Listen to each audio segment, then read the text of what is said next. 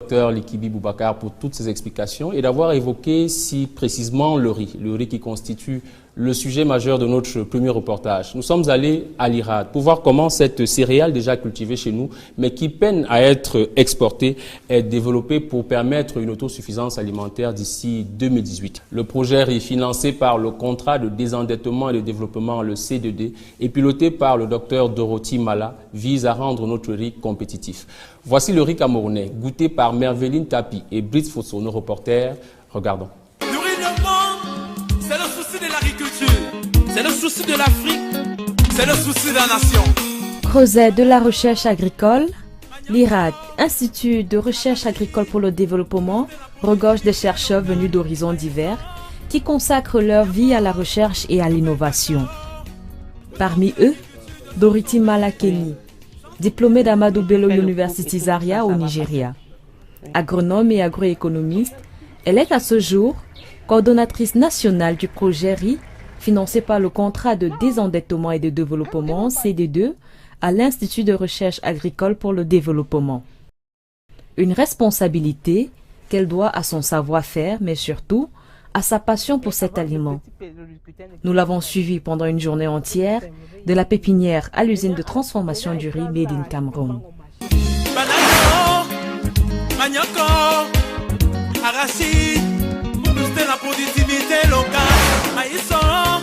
Deuxième céréale la plus cultivée au monde après le blé, le riz est devenu dans certains pays d'Afrique un produit stratégique pour l'économie, compte tenu de l'ampleur de sa consommation et de son importance économique.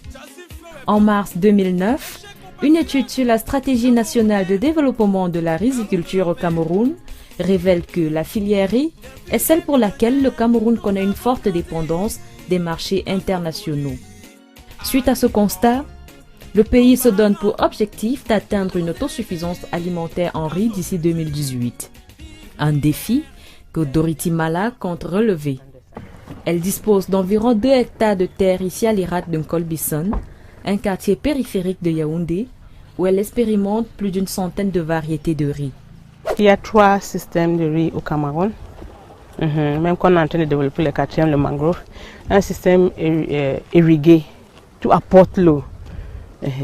Dans le bas-fond non irrigué, tout n'apporte pas l'eau. Donc tu fais ton riz, tu cultives ça, comme ça quand il pleut, c'est inondé.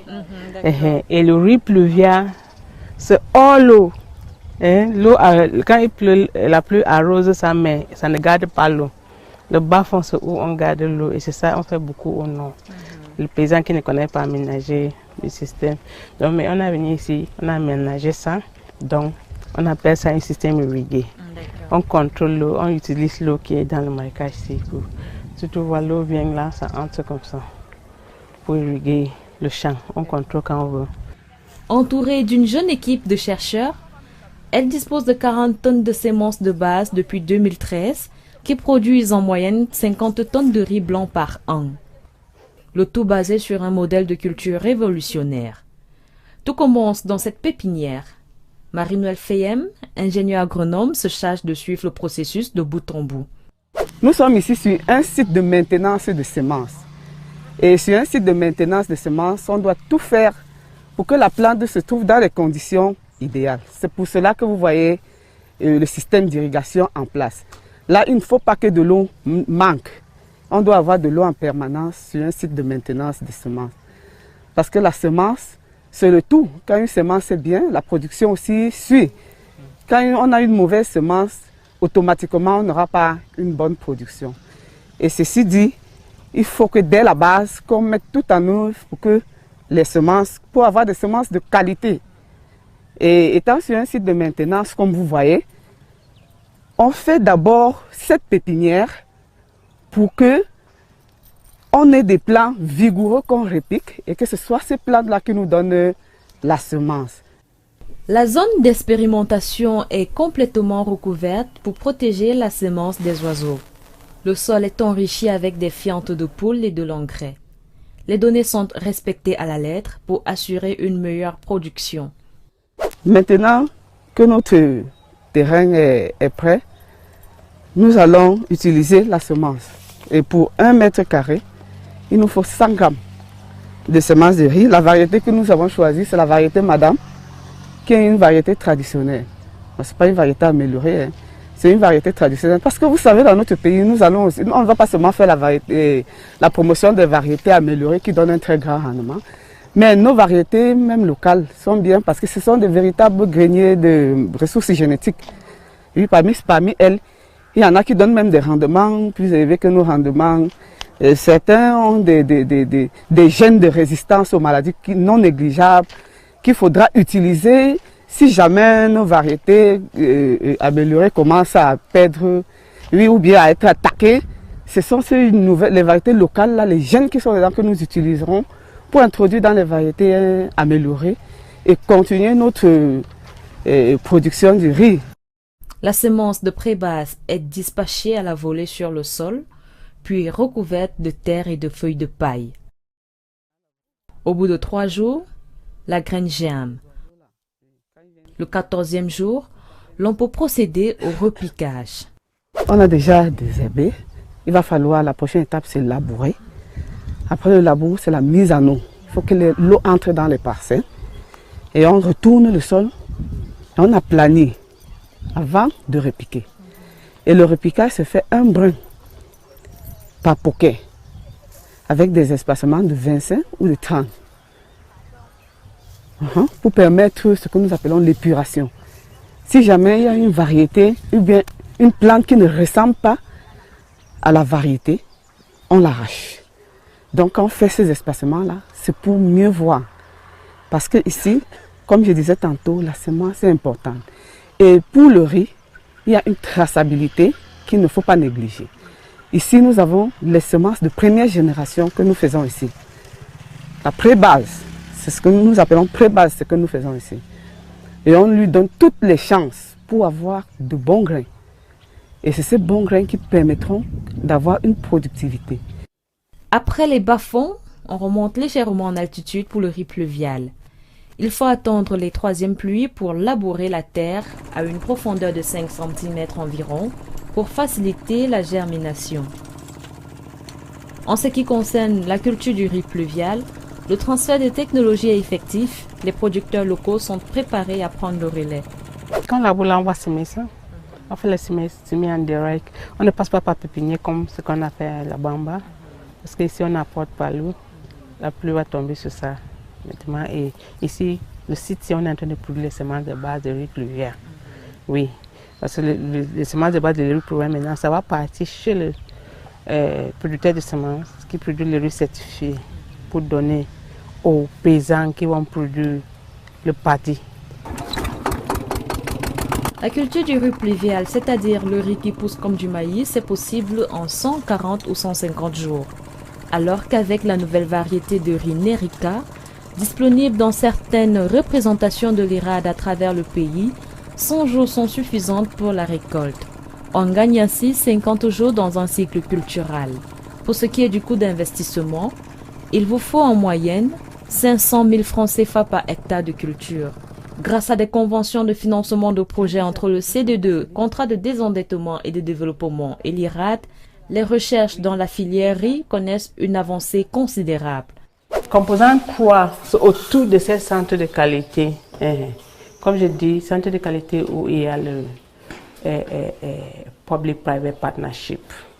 Donc, il y a ces machines, il y a ça pour labourer, il y a ça pour récolter le riz, donc on produit les semences là-bas, et il y a ces machines pour produire le biscuit de riz.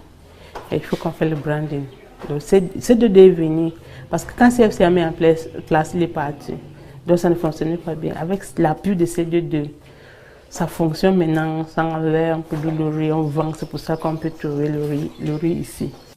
Le riz compte parmi les denrées alimentaires les plus consommées au Cameroun, avec une moyenne de consommation d'environ 11 180 francs CFA par tête d'habitant et par an en milieu urbain, indique une enquête sur les ménages réalisée par l'Institut national de la statistique. Mais, avec une production nationale annuelle qui ne dépasse pas 100 000 tonnes de riz paddy, généralement vendu au Nigeria, le Cameroun dépense en moyenne 120 milliards de francs CFA par an pour les importations afin de satisfaire une demande nationale qui est officiellement estimée à 300 000 tonnes.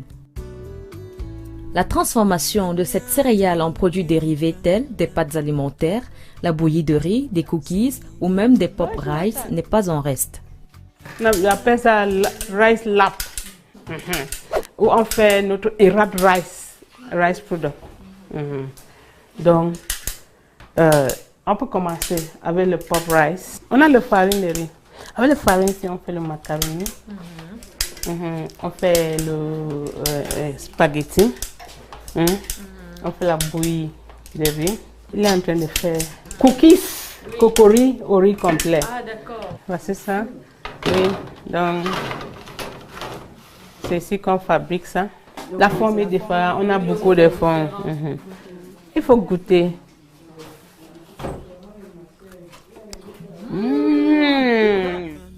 Au regard des résultats actuels, il faut non seulement augmenter la production annuelle actuelle d'environ 100 000 tonnes à une moyenne de 150 000 tonnes par an, mais surtout promouvoir la consommation locale de la production. Le Cameroun dispose pourtant de 240 000 hectares de surface arable disponibles pour la culture de riz, mais à peine 25 000 hectares sont aménagés, dont 13 000 pour la sèmerie et le reste réparti entre les possibilités de production en Ndop, Sanchou, Nanga et Boko et Kousseri. Très peu connu dans les ménages, le riz made in Cameroun dont la qualité est meilleure que celui venu d'ailleurs n'est pas encore ancré dans les habitudes de consommation. On va toujours le riz importer, mais depuis, ça fait dans les 2 ans, les gens viennent nous proposer du riz camerounais. J'avais déjà essayé à vendre ça le mois dernier, c'est fini. Et le camp demande certainement, mais pas trop. Il y a le riz thaïlandais, il y a le riz vietnamien, il y a aussi également le riz camerounais, le riz qu'on appelle riz ndopla. Oui. Et comment ça se comporte sur le marché? Qu'est-ce que vous proposez? C'est le riz qui vient de l'extérieur, parce qu'il coûte très moins cher et c'est très bon. Mais le riz qui est ici, là, ça se vend un peu lent. Je ne mange pas souvent le riz camerounais parce que c'est cher. Je mange le riz exporté là parce que c'est un peu moins cher. Il y a 400, il y a 350 le kilo. Là, c'est à mon niveau.